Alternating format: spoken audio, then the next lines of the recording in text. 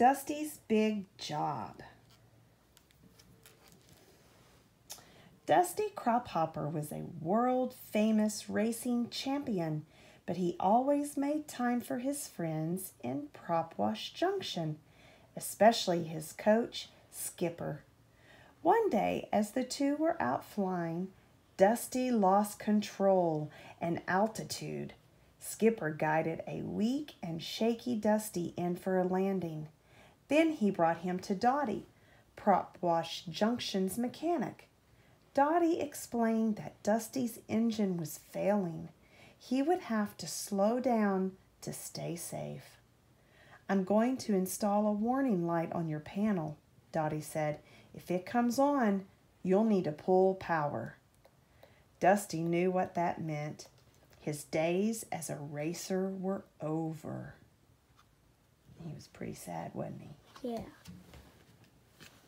That night, Dusty went for a spin alone. As he picked up speed, his warning light flashed. Dusty was so focused on the light that he didn't notice an electrical tower in front of him. He clipped the tower and spun out of control. Dusty managed to make a bumpy landing, but he was moving too fast. He slammed into the Fill and Fly gas station. A gas pump exploded. The next day, the airport was shut down. It would no longer be allowed to operate with 2 firefighters. Dusty felt terrible. "I wish there was something I could do," he said. Then he spotted a picture of Mayday, the town's fire engine, with an old crop dusting plane. Mayday explained that crop dusters used to fight fires. Instead of dusting crops, they dropped water. That gave Dusty an idea. Dusty flew to the Piston Peak Air Attack Base. Mayday had an old friend there named Blade Ranger. He was a fire and rescue helicopter. Blade had agreed to train Dusty as a firefighter. Before Dusty could introduce himself to anyone, an alarm sounded. There was a wildfire north of Pinecone Ridge. The firefighters took off and Dusty followed. When they reached the fire, Blade began barking orders at his crew. Dipper, a scooper plane, dived and released water on the fire. Windlifter, a helicopter, did the same. Next, the smoke jumpers parachuted out of Cabby, a transport plane. It was the smoke jumper's job to clear debris caused by fires. Blade told his crew to build a fire line to keep the blaze from spreading. Suddenly, Blade noticed Dusty. "Get out of this airspace!" he shouted. As the crew worked to contain the raging fire, the wind shifted. Flames ignited the trees behind the smoke jumpers.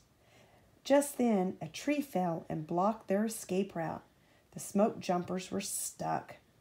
Dusty rushed in. "I see them. I've got it," he said. He made a perfect water drop, and the smoke jumpers were able to escape. When the blaze was out, the firefighters noticed private jets soaring overhead. Cad Spinner, the superintendent of the park, was throwing a party for the grand reopening of his hotel, the Fusel Lodge. Cad had invited Dusty to the party. He knew having a superstar racer there would impress his boss. "We should go," Dusty told his friends. At the party, Cad cornered Dusty. He wanted Dusty to meet his boss. "I'm up for a promotion," Cad said. The next morning, Dusty and the other planes were talking about the party when a call came in. There was a fire near the Fusel Lodge. Blade radioed Maru. "They're going to have to evacuate," he said. Dusty and the others took off to fight the fire. Blade told Dusty to drop half his load of water on the flames, but the trainee mistakenly released it all. When Dusty tried to reload at the lake, the strong currents pulled him toward the waterfall. Blade urged him to take off. "Now redline it! Push your engine!" he called. Dusty tried, but his warning light came on. He had no choice but to pull back. Dusty was almost to the falls. At the last minute, Blade swooped in and snagged the plane with his hoist. The two quickly descended into the burning forest, where they took shelter in an abandoned mine shaft. Dusty told Blade about his broken engine. He was discouraged and wanted to give up firefighting.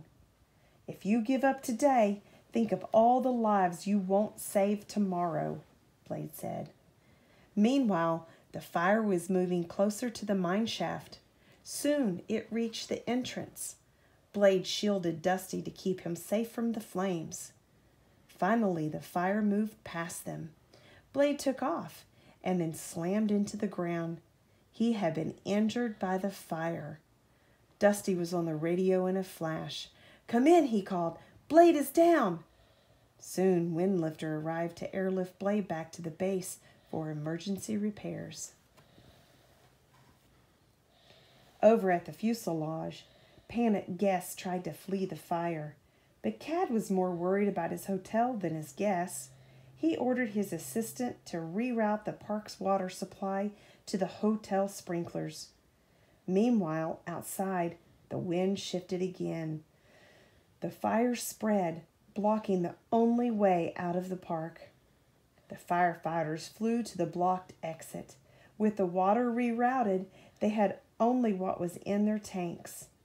Windlifter and Dipper swooped in and quickly extinguished their targets. Then it was Dusty's turn. He expertly glided in, lined up with the fire, and made a perfect drop. There was no time for Dusty to celebrate. Two of the hotel guests were trapped on a burning bridge. Dusty raced up to Whitewater Falls. He pushed hard.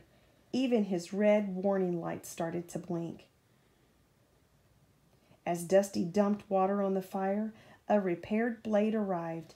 He hooked the hotel guests to keep them from falling off the crumbling bridge. "Good move, partner," Blade told Dusty when the fire was out. Dusty grinned. Just then, a terrible grinding sound filled the air. Dusty's propeller had stopped spinning. Dusty's smile faded. He began to hurtle toward the ground with increasing speed. Not even Blade could stop him from crashing. Dusty woke days later, patched together. His new friends were thrilled to see him awake. While Dusty was asleep, Maru had been hard at work. "You've got yourself a custom-made epicyclic concentric reduction engine." Ooh, I butchered that, didn't I, bub? He told Dusty the mechanic had made it himself. Dusty was back to full power. He could race again, and he was a certified firefighter too. It was time for him to go home. Back in Prop Wash Junction, Dusty showed off his new skills. Now that there was a second firefighter in town, the airport could reopen. Skipper was beaming. "Prop Wash Junction's new firefighter," he said. "I'm proud of you, Dust." Dusty grinned back. He was proud too.